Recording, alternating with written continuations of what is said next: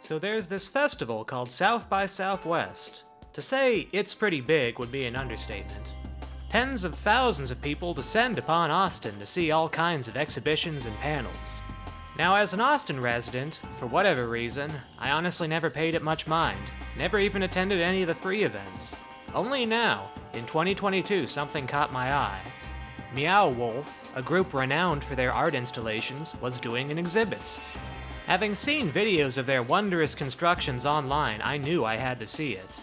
To get the most value out of the tickets, though, my lovely girlfriend and I attended a whole slew of South by Southwest Interactive events in person. And afterwards, I knew I had to do a video on what all we saw. Is South by Southwest Interactive the beating heart of innovation destined to springboard humanity into a new golden age of technology? Or is it a neoliberal tech bro farce? Neoliberalism itself being something of a scam ideology, where elites huffing their own farts try to sell ineffectual yet deeply cursed technological solutions and fads for their own fame and profits. I'll answer that right now, the second, but I will say, contrary to what I thought going in, some panels actually had quite a bit of merit to them.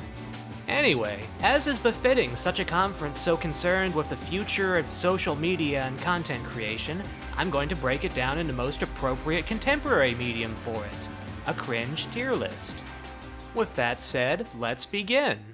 Let's start with something that's actually kind of cool. The Spatial Holodeck. Spatial Inc., not to be confused with Spatial, the bland, low-budget, Second Life-looking Metaverse company, put together a rather nice demonstration of their immersive sound engine. The scripted demo took place in a room with all the walls having various scenes projected on them, with sounds being emitted from a bunch of different speakers, giving the audio illusion of being in the midst of a variety of different places. Now, the impressive part here is how the various sounds moved across the scene, complete with Doppler effects. So it really did seem like the sounds were coming from things with actual presence. They also showed the actual software itself on a computer outside the room, which was controlling a variety of ambient jungle sounds around the area. The software looked to be component-based, something like the Unity or Unreal game engines, and you could see the various paths the sounds were on as they interpolated across the scene, set to trigger at random intervals, with the software figuring out how to project the sound from the network speakers, such that it sounds like it's coming from the given position. Now, I don't know if there's already other software that does this kind of thing, but to me this seemed pretty nifty. I know I'm sounding like kind of a shill at this point, but let me just tell you this. In the overall context of the festival, seeing a piece of software that actually exists, that actual people could actually use to do something of actual value, was a breath of fresh air. So with that said, it was pretty based. Now, adjacent to the Spatial Holodeck was Meow Wolf's exhibition. A plethora of wondrous art pieces were on display, many of which having scannable QR codes that offered yet more narrative detail about each work. I was very impressed with how much effort went into the world building of each piece. We also got to meet Bernie, the burnout monster. Rather than having one overarching theme for the whole exhibit, I think a lot of different artists of the group got to bring forth their own individual visions. Very colorful visions, using a variety of textures in their construction, many of them seeming like sets of found objects that mutated and grew out biomechanically somehow. Anyway, while I was admittedly hoping for a little bigger of a showing, I think it's clearly extremely based, especially since Meow Wolf are unionized apparently. Though there seems to be trouble getting the management to respect the union, a shame. I hope their talented artists can start getting properly compensated. They definitely earned it. Okay, so next we need to talk about the non-fungible elephant in the room. NFTs. They were all over South by Southwest. A veritable plague. Posters everywhere. Way more NFT events and talks were held than the moronic concept ever deserved. NFT groups must have poured an obscene amount of resources into the festival, both in terms of the content of the talks as well as outright advertising. All of it in the service of selling you on the concept of buying a text link to a picture stored in the blockchain somewhere. One such arena for this was the Doodles Pavilion. Now, the Doodles Pavilion was an interesting case because the word NFT was noticeably kept out of it, not even showing up in the event description, nor anywhere in the space itself that I saw. Instead, presenting you with an Adventure Time-like pastel world, baiting you to research it yourself afterward and fall for it then, even presenting you with branded noodles and popsicles. A very fluffy soft sell all around. They even had an interactive video wall allowing you to paint with a variety of kid pics, ask an older millennial, like stickers. My girlfriend painted bunnies. Adorable. Anyway, despite all of this, no amount of propagandizing could ever make me respect NFTs of any kind. It's cringe, plain and simple. Don't be somebody else's greater fool. Don't give your money to any of these people. The Blockchain Labs exhibit was another such NFT hawking venue, specifically hawking an official South by Southwest set of NFTs. I kind of hate that the bat is cute. It deserves better than being trapped in its whack-ass blockchain prison. At least they're not as hideous as the apes. Honestly, not a lot to say about this one. It was packed to bursting when we went, and we couldn't hear much of anything, so we bounced. Oh, and there were free empanadas, although they were out of the beef ones. Overall, definitely another cursed NFT space. So, the main convention floor. There were a lot of stalls with representatives from different countries, presumably trying to lure tech companies to relocate over there. There were some noteworthy displays, like this space tourism group called Worldview. They were showing off a display version of the capsule they intend to attach a helium balloon to take people up to 100,000 feet. I wish the participants who shell out the money for this trip the very best of luck. You certainly won't find me up there. This has engineering disaster written all over it, though I'm not an expert in such things. There was also this Swedish self-driving truck company, Enride, showing off one of their self-driving trucks. It was somewhat unnerving, having a cabin too small for an actual person to be in. Their website hints at these vehicles being remotely monitored and controlled, so I guess the future they're looking for is having the drivers play Euro Truck Simulator 2 with real trucks. Of all the technologies displayed at South by Southwest, it's worth pointing out that self-driving trucks may be the biggest sword of Damocles out there, in terms of the potential for millions of people to lose their jobs. So definitely keep an eye on that one, though who knows if this specific company's vision winds up being what it actually looks like. Anyway, on the whole, the convention floor was neutral, not really cursed or based, just kinda bland really. Okay, now we're getting into the real shit. The Gen Z, Metaverse, and the Future of Work panel was the exact point when I realized I needed to make this video. If we can upskill this generation of young people and give them not just financial independence, but crypto literacy, which is actually financial literacy. Side note, I legitimately can't believe that they made the recording available for this one. Like, you can scroll to any random part of it and hear one of the most hollow, cursed things ever. We are building the world's first learn-to-earn campus on the blockchain, powered by its own token, to upskill a generation of young people for the future of work in the Metaverse, Web3 and beyond. It's born out of 20-odd years of looking at the problem of youth unemployment, and I'm tired of it. Utterly deranged, like what was any of that? Extra disgraceful was how they layered in liberatory language about equity to prop up a harebrained grift for the benefit of their patron brands.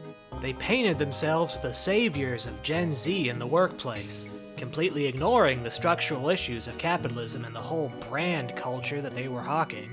Yes, so my name is Jay Richards. I'm one of the co-founders at Imagine Insights, and our mission is to help Gen Z to shape their future. And we know the best way for them to do that is with brands, because brands are shaping countries and culture like governments only wish they could do. It's hard to even nail down what they were talking about most of the time, so much of it seeming like free association, connecting words like blockchain, upscale, metaverse. Just total word salad if you slow down and listen to it. The metaverse concept they were talking about was remarkably ill-defined, as was how it will change the future of work. Do they expect Gen Z workers to throw on a VR headset every morning to sit in a digital office? The presenters never meaningfully stated an advantage to Gen Z or anybody to working in a metaverse space beyond some vague gestures towards artistic expression, nor meaningfully described what an average day of it looked like. They said they were part of the open metaverse community, as opposed to the closed metaverses, presumably by gaming companies. But what is this open metaverse? Who's even making it? Is their entire business model beholden on something that doesn't exist yet, and has no horizon for existing? By all accounts, it appears so. They talked more about TikTok than any meaningful existing open metaverse. Is Second Life an open metaverse to them? If it is, they certainly didn't mention it. The main presenter non-ironically invoked Ready Player One as their influence for wanting to be part of the space, saying that they want to fast forward to the end where everybody owns the virtual world. Their whole contention that the metaverse, digital spaces, or whatever are a fresh and new Gen Z thing is ridiculous to begin with too. Massively multiplayer games have existed for decades. The attempt to recontextualize these spaces as some novel form of liberation and expression is simply ridiculous. I'll also note the presenter went out of her way to preach the gospel of work, seemingly highlighting the metaverse as a way to trick Gen Z back into the workplace. I believe she even mentioned the youth labor participation rate. Creepy. Certainly left unsaid here is that we should be building towards societies where less people have to work, and that not being employed is no sin worthy of punishment by society. But no, to even hint at such things would be too against the grain of the whole hustle culture tech bro ethos of the panel. Although at least they highlighted the importance of paying people properly, and the folly of unpaid internships, but who knows to what extent they actually believe in that. Ultimately, the objective of Hundo seems to be for brands to leverage Gen Z creativity for their own, perhaps training up a slew of insipid corporate social media managers at best. Beyond that, Hundo is about creating the metaverse workforce. Bonkers to go up on a stage like that and proudly declare that in the absence of a metaverse workplace to begin with, unless one tortures the definitions sufficiently, especially if garbage pay-to-earn games are the best they can do as an example. Cringe. Upscaled cringe. Apocalyptic cringe. I can't believe anybody takes this stuff any degree of seriously, in the absence of any meaningfully existing metaverse workspaces. Next up is the Imagining a Sustainable Metaverse panel by FLUF. Emphasis on the word imagining. The panel itself was in a dome tent thing I'm gonna go ahead and call the NF Testicle. I don't mean to be overly rude to the non-ironic attendees, but the tent reeked of BO and ditchweed in a big way. Definitely a noticeably different vibe from the other NFT hawking events. So FLUF here are indeed another NFT selling group, though they seem to have put a little more effort than the others into their world building and lore. Like, seriously, they have a non-ironic lore section on their website, not that I'm gonna read it. They call their whole overarching project a metaverse, so I guess a metaverse can be a set of random 3D models and assets? Also, if you've got working eyes, you can tell this project has furry written all over it. Mind you, I'm not looking to persecute anybody here. If anything, I feel bad for the furry community for their noble culture being commodified and sold in NFT form. Anyway, the focus of their talk was on sustainability. The group purported their NFTs to be not only climate neutral, but climate positive.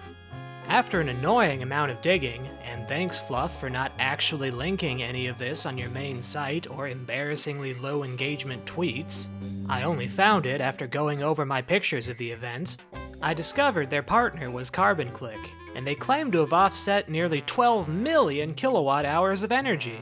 For perspective, your average household in America uses 10,715 kilowatt hours in a given year. They claim to have offset double the cost of minting each NFT and a sizable amount of transactions. Now the bar for NFT anything to be carbon neutral is a rather high one, never mind climate positive. To start, it's worth pointing out they're not doing anything special in terms of the minting process. They're minting their NFTs on the Ethereum blockchain like everyone else. Not even one of the more allegedly environmentally friendly blockchains. So they definitely didn't mint with all renewable energy. So they state they've offset nearly 12 million kilowatt hours, except in the place where they state they've offset that exact same amount in kilograms of carbon dioxide offset. So which is it? Such a mistake doesn't exactly inspire confidence in these numbers. For the sake of argument, let's do a little back of the envelope math real quick. Now, I'm no expert on calculating carbon credits, but they state their biggest donation to be 100,000 to New Zealand's sustainable coastlines. This might sound like a lot, but the cost of 12 million kilowatt hours of energy, even with an extremely generous 10 cents a kilowatt hour price, comes out to north of $1.2 million. Now I'm sure there's a lot of very complicated neoliberal calculations that go into how much the cost of a kilowatt hour actually needs to be donated to be carbon neutral. Almost certainly not one-to-one with the cost. But at face value, yeah, 100,000 being your largest single donation doesn't pass the smell test. That doesn't sound like the kind of gift that would meaningfully offset 1,120 households' yearly energy consumption. It seems an order of magnitude off to me. I tried to dig deeper on CarbonClick's website, but there's seemingly no way I can find a search by a specific donor to find out exactly how much they've donated. To say nothing of the fact that this kind of greenwashing, where the participant is basically just paying a carbon tax and continuing to pollute as usual, ain't the greatest in general. The power was still expended, the CO2 released, and the funded projects may be happening with or without the donations. But man, 12 million kilowatt hours. Absolutely wild to try to greenwash such a massive energy cost into something saving the world. Yeah, I'm sure the alleged donation to the tree planting group definitely made up for all this, and the long-term behavior carbon liability too. Ridiculous. Aside from their fluffy sustainability language, one of the panelists even began her introduction with something akin to a group deep breath prayer, saying that we're all part of the same organism, the same heart. Which definitely felt like some woo-woo new age shit, which I suppose I'm not terribly surprised to see bizarre spirituality enter the NFT space, but Lord almighty, what a toxic combination. Hello everyone, I'm your spiritual NFT Earth Mother. Now before we get started, I just want us to take one deep breath in, and one deep breath out. The reason we did this is because we are all one living, breathing organism together. Together we will make NFTs that heal the Earth. I probably don't even have to say it. Apocalyptic cringe. Utterly conceptually bankrupt. And not even a particularly well-concealed grift. If they really wanted to be environmentally friendly, they should have just left well enough alone. And now for something completely different. My girlfriend's favorite panel by a wide margin. Lee Thomas and Deandra Esparza's panel on intersectionality and the environment. I don't think it's a controversial statement to say that white voices have dominated environmentalism for a very long time, often to the detriment of marginalized groups, particularly indigenous groups. And indigenous groups have a lot to add to the environmental conversation. Had their land management techniques been adopted, it could have prevented a great deal of wildfire damage. And yet all too often, these groups have been ignored at best by the larger environmental movement. For example, banning the trade of seal fur royally screwed over the Inuit who economically relied on it. The example Lee gave was of indigenous groups fishing for endangered salmon, which had a similar dynamic. She also spoke of the frustration of having people show up to environmental protests, but not the BLM movement. People who, quote, didn't do the race stuff. People who would show up for salmon, but not marginalized humans. Anyhow, Lee read the introduction to her book, The Intersectional Environmentalist, which I thought was very resonant, accurately diagnosing how the problems of racism, economics, and the environment intertwined, calling out capitalism by name even, always a plus. Even later, bringing up the idea of climate reparations, which I think would be a great step. Her co-host, Deandra, read from her essay in the book about her experience in ecofeminism and squaring it with her Chicana heritage, which detailed some very interesting history and was a welcome perspective. It was a relatively short panel overall, which left plenty of time for questions. Most questions were good, but there were two from people whose sympathies were definitely with the oil companies. I say that because one person literally identified themselves as a BP employee. The other person, while they didn't identify themselves as an employee of an oil and gas company, definitely had director-level oil and gas employee energy. Lee handled their questions superbly, although the second person's question felt more of a complaint about the demonization of oil and gas companies than a good faith question. While Lee gave them the head pats of encouraging them to be voices for change within, she correctly stated the importance of accountability for what oil and gas companies have done. She also highlighted the importance of not expecting what she called corrupt systems to be anything but corrupt, presumably because of the acceptability of environmental damages done in the name of maximizing profit under capitalism. This felt like a very realistic assessment of the situation to me, and an honest basis to build one's activism around. Anyway, aside from the cringe of those oiled-up questions, definitely extremely based. If you're interested in this kind of thing, you should probably check out her book, too. Okay, so this isn't a real panel, but I'm putting it here anyway as part of the experience. Some strange fellow with some, how should I say, eclectic beliefs was handing out books on some kind of mysticism. Something about evolution being wrong, but not in the usual young Earth creationist kind of way. Of all the people trying to get our attention outside the convention center, this was one of the more memorable ones. Still kind of cringe though, to be honest. Now, the National Geographic panel, I was surprised to find out wasn't a panel at all, but actually a party. This, I'll grant, was largely my fault for misreading the event on the schedule. The line was absolutely bonkers, and it was full of other people who thought it was a panel event as well. Turns out it was just a bunch of wealthy socialites presumably hobnobbing with whichever representatives National Geographic sent, in a tiny shoebox of a space. Fairly cringe, though a rather mild cringe. Alright, ratcheting up the curse once again, we have the future of influence doesn't involve humans. There was a lot going on with this one. While it was somewhat more grounded than the Metaverse and Future of Work panel, it still tries to herald a similarly cursed future. Oh, and this event had an honest-to-God billionaire on the panel, Mark Cuban. He didn't say a whole lot, and I hope he was suitably embarrassed to be a part of it. The talk consisted of two different parts, the first of which can be summed up in 2 words: brand role-playing. You see, the Geico Gecko isn't just some animated mascot with a social media presence curated by social media managers. Turns out he's actually what they call a virtual human. This amusing, if somewhat dystopian title doesn't really offer much in its current form, just a fancy way of saying it's a created character operating in a social media space.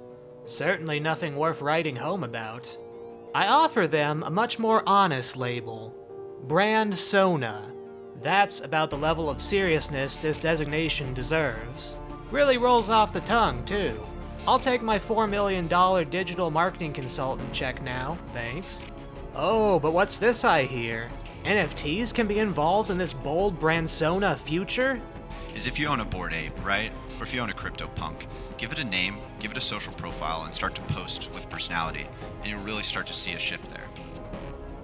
Very cool. Just what the online space needs. People role-playing as NFT characters to build the brand of said NFT. In hindsight, this is probably what the weirdo who got the Red Ape family animation made was going for. Left unsaid here, of course, is the potential for, I don't know, making an original IP without involving NFT idiocy? Ah, but wait. A bold and pointless redefinition of something that already exists wouldn't be quite enough for a South by Southwest interactive panel. What is this, a TED Talk? To that end, meet Zero.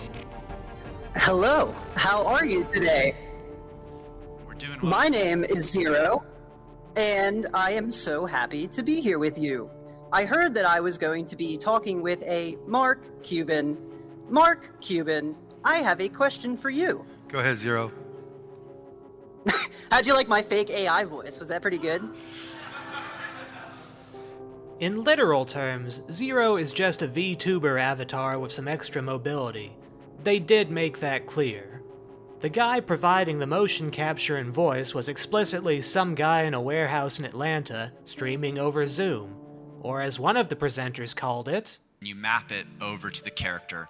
Again, all of this is asynchronously. It's all happening at the same time. which isn't how asynchronous processing works, but I'm not the guy sitting next to a billionaire on a stage, so what do I know? He probably meant synchronous, but it's extra funny because he said it multiple times. Anyway, they use Zero mostly as a springboard to talk about the future for the virtual human concept. However, that didn't stop some people in the audience from thinking he's an honest-to-God AI. I deeply regret that there doesn't seem to be a video recording of this talk anywhere, because it really did feel like a Tim Heidecker style bit. Oh wait, it actually was years ago. Thank you, Father. It's so great to be here with you and Mom again. Well, we missed you so much, son. We missed you so much. Don't be sad. I've had a great life. You two were the best parents. I grew up to be healthy, handsome, and successful as an actor and model. But I do have the next best thing. Turns out, Zero has his own Twitch stream. Here he is ranking fast food brands, which, I cannot stress this to you enough, is the perfect encapsulation of this entire enterprise. Heh, and you call that a tier list? He grades on the aesthetics of the logos and their social media presence, because as a guy role-playing an AI in a bunker, he in fact cannot eat human food. So he relies on the 10 or so people in his audience, perhaps 2 of which don't work for the company, to help inform his decisions on which brand goes where. It is one of the saddest, yet darkly hilarious things I have ever seen in my entire life. If you watch carefully, you can see where whatever they're using for the face rig-like part of their system just ain't making it, as his expression continually returns to a bland neutral. Or maybe that's just a mocap actor's legitimate expression. Not that I can blame him. Zero. Which is a lot of fun. Can we see a TikTok dance by chance? Could I see a hat wobble? Yes. And a flargon smell? Yes. Anyway, their virtual human concept doesn't end with bransonas. They want to use what's called a DAO, a decentralized autonomous organization, in which fans of the virtual human character thing vote on what they want the character to do in the blockchain, presumably with their votes weighted by how much they've bought into the DAO. Think of it like the Germa dollhouse, only instead of humor and creativity, you get to pick from a list of safe, brand-approved options. They were very clear that they only want fun and always positive experiences. Now, there is something to be said for putting some rails on such an endeavor. One has only to recall the tragedy of Tay, the Microsoft Twitter bot, who upon being unleashed on the web proceeded to absorb the worst of it in record time. Yet this kind of walled-off hugbox scenario, where the only options are brand-approved inanity, certainly doesn't seem the most compelling, either. I suppose that's the good news, that even if such an artificial intelligence technology was ever developed, that there's little, if any, chance it would be anywhere near as compelling as actual internet personalities. A future where the discourse is dominated by AIs who are in functional terms digital appendages of capital is a deeply troubling thing to think about. At least with the squishy human appendages of capital, there's some room for empathy and understanding, however slight. Anyway, you know where this goes. Apocalyptic cringe. God help us if this vision ever takes hold in any meaningful way. Next up, we have the WB CreateMe tent. This was a tent with a variety of different kiosks where you could customize and print apparel with various symbols and logos on it. The t-shirt kiosk wasn't working when we went through, though. Seemed fine enough overall, putting this one in neutral. So we attended 2 parts of the Patreon Works in Progress series of events. The first of which was a musical set, featuring Wong and Amulets. I'd never heard of either of them, but the set was pretty great. Especially interesting because they'd never actually even met in person before. Wong played and sang while Amulets remixed a performance live with a variety of filters and loops, giving it a real shoegaze quality to it. The music was also at exactly the right volume too, and the venue, Cheer Up Charlie's, was rather nice. Overall, I'd definitely call it based. The second Patreon event we attended was Chapo Trap House's live episode recording, specifically episode 610. It was a great episode, and the crowd loved it, especially the parts where they spoke on our local issues of our terrible state government. If you're not aware, Texas' Republican-dominated state government has it in for people seeking abortions and trans people in a big way. So it was nice at least to hear them tear into Governor Abbott.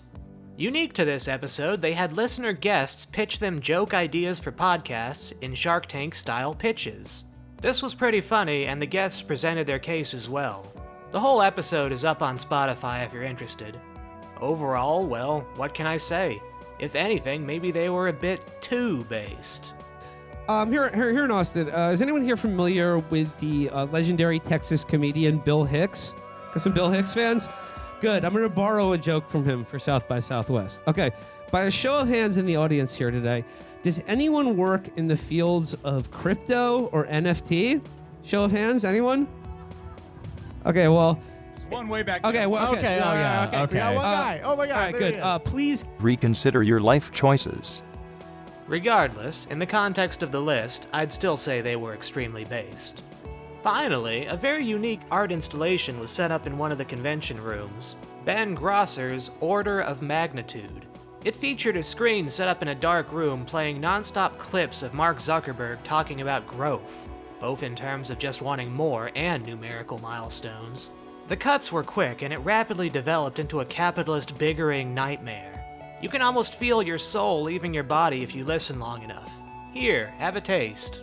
1,000 more, 100 million, 100 billion of more, hundreds of thousands. It's much more grow, much more, do more, it's a little more calculated. It's way more than 5,000, 400,000, more complicated than I thought it was going to be. Much more, 100 or 150, 30, 150, more 30. If that wasn't enough for you, the entire thing can be found on Ben Grosser's site. All 47 minutes of it. I haven't watched it end to end myself, admittedly. I'd rather not mainline that much capitalism. Now the question becomes, where does this fit on the tier list? It's definitely cursed, cringe, and whatnot, but that's entirely the point. So, I guess, ultimately, it's based. And with that, the tier list is complete. Although I do have some honorable mentions I want to pass on that didn't make the main list. So there was this panel put on by a group called Colossal. They are trying to revive the woolly mammoth by gene editing their nearest living relative into one. Notably on the panel was investor Richard Garriott, also known as Lord British of Ultima Online infamy. Amusingly, one of the other panelists actually called him this, so he must still go by it on some level. Lord Almighty was he smarmy, just constantly talking up his friendship with Elon Musk. The justifications for their project were pretty ridiculous too, claiming that reviving the woolly mammoth can stop global warming because the mammoth's steps would break tundra ice, allowing the cold to permeate better somehow? Sounds like nonsense to me. They also said that they weren't taking away from environmental charities because they went after mostly tech industry sources for funding who wouldn't have given to environmental charity groups anyway. Sure bud, sure. Anyway, at face value, I'd call it apocalyptic cringe, but this video has well past expended my patience in researching this garbage, so I can't say it conclusively for the list. The musician Beck gave a keynote address. It was nice. I legitimately had no idea what his background was, and it was a pretty gripping story. Impressive how much of his creativity he was able to preserve over the ages. Concerningly, however, he told a joke about maybe releasing a song as an NFT. At least I hope it was a joke. Overall, I definitely enjoyed my first South by Southwest.